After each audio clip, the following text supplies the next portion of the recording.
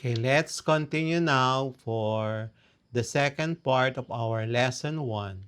So number 10, an employee earns 780,000 annually and works 5 days per week.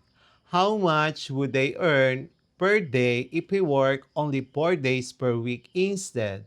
So we're given the annual salary 780,000 and normally works 5 days per week.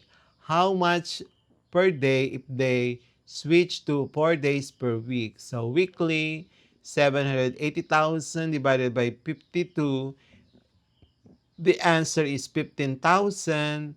The daily for 4 days equal to um, 15,000 divided by 4, 3,750 pesos. Okay, so next, the MCQ for our lesson 1, weekly wages from an annual salary.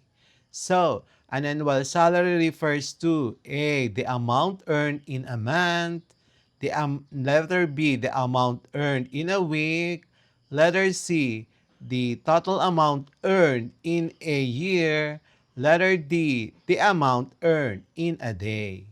Number 2, if an employee earns 520,000 annually, how many weeks are typically used to calculate the weekly wage? Letter A, 50, letter B, 51, letter C, 52, letter D, 53. Number 3, which formula correctly calculates the weekly wage from the annual salary? Letter A, weekly wage is equal to the annual salary times 52. Letter B, weekly wage is the annual salary divided by 52. Letter C, weekly wage equals to the annual salary times 12. Letter D, weekly wage is equal to annual salary divided by 12. Number 4, an employee earns 780,000 per year. What is the weekly wage? A, 14,000 pesos. Letter B, 15,000 pesos.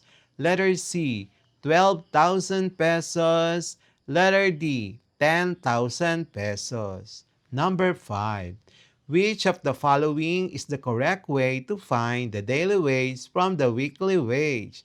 Letter A, daily wage equals to weekly wage times the number of work days. Letter B, daily wage equals to the weekly wage divided by the number of work days. Letter C, daily wage equals to weekly wage times 7. Letter D, weekly wage is equals to weekly wage divided by 7. Number 6, if a person earns 936,000 annually and works 6 days per week, what is the daily wage? Letter A, 3,000 pesos. Letter B, 2,800 pesos. Letter C, 2,600 pesos. Letter D, 3,200 pesos. Number 7, an employee has a weekly wage of 9,500. What is the annual salary? Letter A, 470,000 pesos. Letter B, 480,000 pesos. Letter C, 490,000 pesos. Letter D, 494,000 pesos. Number 8. Which of the following best describes gross salary? Letter A, salary after tax deductions. B, salary before deductions. Letter C, salary including overtime only. Letter D, salary excluding bonuses. Number 9. A worker earns 1,040,000 annually. If if the worker works 5 days per week, how much does the employee earns per day? Letter A, 4,000. Letter B, 5,000. C, 3,800. Letter D, 4,500. Number 10. If a worker's weekly wage is 8,000 pesos and they work 5 days a week, what is the daily wage? Letter A, 1,500 pesos. Letter B, 1,600 pesos. Letter C, 1,700 pesos. Letter D, 1,800 pesos. Number 11. A person earns 650,000 annually and works 5 days a week. What is the weekly wage? Letter A, 12,500 pesos. Letter B, 13,500 pesos. Letter C, 12,300 pesos. Letter D, 13,200 pesos. Number 12. Which of the following statements is true? Letter A. Daily wage is always higher than weekly wage. Letter B. Weekly wage is calculating by dividing annual salary by 52. Letter C. Annual salary is weekly wage times 30. Letter D. Daily wage is always equal to the annual salary divided by 365. Number 13. If the worker earns 15,000 weekly, how much will the worker earn annually? Letter A, 750,000 pesos. Letter B, 780,000 pesos. Letter C, 800,000 pesos.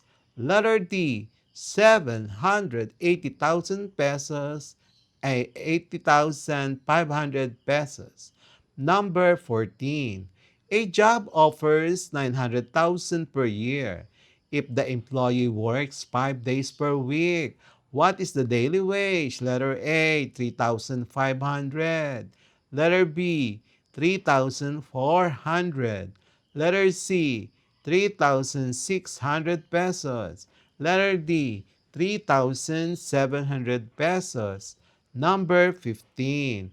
If an employee works 4 days per week and earns the same annual salary as someone who works 5 days per week, what will be true about the daily wage? Letter A, it will be lower. Letter B, it will be higher. Letter C, it will be the same. Letter D, it depends on the monthly wage. Answer key for lesson 1. Please proceed to lesson 2. And that's it for today's lesson here on Smile Road. If you learned something new today, don't forget to hit that like button and share this video with your classmates. And make sure to subscribe and tap the notification bell so you'll be the first to know when a new lesson drops. This is Sir M, reminding you that learning doesn't stop after the bell rings. Keep asking, keep exploring, and always walk the road of knowledge with a smile. Smile Road, where curiosity meets discovery. See you in our next lesson. Bye-bye.